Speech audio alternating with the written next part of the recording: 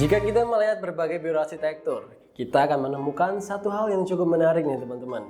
Banyak biro arsitektur yang memiliki jenis proyek yang dominan, ada studio yang dikenal sering merancang restoran dan juga kafe, ada yang banyak mengerjakan hotel dan juga resort, ada juga yang lebih sering mengerjakan rumah tinggal.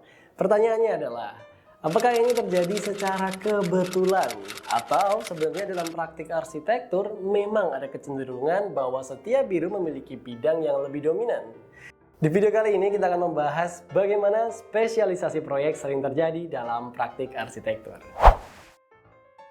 Arsitektur sebenarnya adalah bidang yang sangat luas teman-teman. Jika kita melihat nih bagaimana atau jenis bangunan yang ada, spektrumnya sangat besar. Mulai dari rumah tinggal, perumahan, apartemen, kantor, hotel, rumah sakit, sekolah, restoran, pusat pembelanjaan, hingga fasilitas publik skala besar lainnya. Nah, setiap jenis bangunan memiliki karakteristik yang berbeda-beda tentunya. Kebutuhan ruangnya pun juga berbeda, sistem operasionalnya berbeda juga. Pendekatan desainnya juga pastinya berbeda. Karena itulah dalam praktik profesional, tidak semua biro arsitektur mengerjakan semua jenis proyek secara seimbang. Dalam banyak kasus, sebuah biro arsitektur mulai memiliki kecenderungan spesialisasi karena pengalaman proyek yang sudah pernah dikerjakan sebelumnya. Misalnya nih, sebuah studio pernah merancang restoran yang sukses. Kemudian proyek tersebut menjadi referensi bagi klien lainnya yang ingin membangun restoran. Akibatnya, proyek restoran berikutnya mulai datang nih, lama-kelamaan. Nah, studio tersebut dikenal sebagai biro yang kuat di desain F&B seperti kafe dan juga restoran.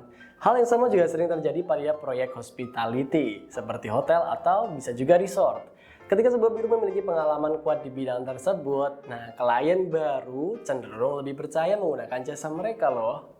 Dalam dunia arsitektur profesional, kita sering melihat pola yang seperti ini. Ada biro yang dikenal sangat kuat dalam proyek restoran dan juga kafe. Nah, mereka memahami alur operasional dapur, sirkulasi pelanggan, serta bagaimana menciptakan atmosfer ruang yang menarik bagi pengunjung yang datang. Ada juga nih biro yang fokus pada hospitality seperti hotel dan juga resort. Di bidang ini, desainnya sangat berkaitan dengan pengalaman tamu, kenyamanan ruang, serta integrasi dengan konteks lingkungannya.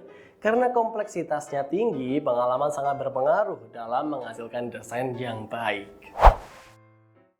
Di studio desain R3, jenis proyek yang paling dominan kami kerjakan adalah bangunan hunian rumah. Mulai dari rumah tinggal, rumah kos, ruko, perumahan, hingga homestay. Bangunan hunian memiliki tantangan desain yang unik nih. Arsitek harus memahami bagaimana ruang digunakan dalam kehidupan sehari-hari. Bagaimana pencahayaan alami dan juga sirkulasi udara bekerja dengan baik, dan bagaimana menciptakan ruang yang nyaman untuk dihuni dalam jangka waktu yang panjang. Banyak orang mengira desain rumah adalah jenis proyek arsitektur yang paling sederhana. Namun sebenarnya tidak selalu demikian teman-teman. Rumah tinggal seringkali menjadi proyek yang sangat personal bagi pemiliknya. Setiap keluarga memiliki kebutuhan ruang yang berbeda-beda. Karakter hidup yang berbeda pula. Nah, preferensi desainnya pun juga pastinya berbeda. Arsitek harus mampu menerjemahkan kebutuhan tersebut menjadi desain yang logis dan juga nyaman. Itulah mengapa pengalaman dalam merancang hunian menjadi sangat penting. Pertanyaannya kemudian adalah, apakah biro arsitektur harus memiliki spesialisasi? Jawabannya, tidak selalu. Banyak biro arsitektur yang tetap mengerjakan berbagai jenis proyek, namun dalam praktiknya seringkali ada satu jenis proyek yang lebih dominan teman-teman. Hal ini bukan karena biro tersebut sengaja membatasi dirinya, tetapi karena pengalaman dan portofolio yang sudah terbentuk secara alami sebelumnya. Dunia arsitektur adalah bidang yang sangat luas teman-teman. Setiap jenis proyek memiliki tantangan desain yang berbeda-beda. Karena itu wajar jika dalam praktik profesional, banyak biro arsitektur akhirnya memiliki bidang yang lebih dominan untuk mereka. Ada yang kuat di desain restoran, ada yang fokus pada hospitality, ada juga yang banyak mengerjakan hunian. Yang paling penting bukanlah jenis proyeknya, tetapi bagaimana arsitek mampu menghasilkan desain yang benar-benar menjawab kebutuhan ruang penggunanya.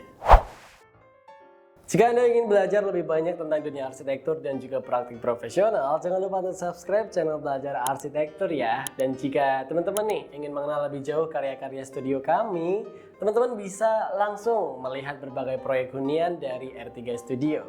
Sampai jumpa di video berikutnya.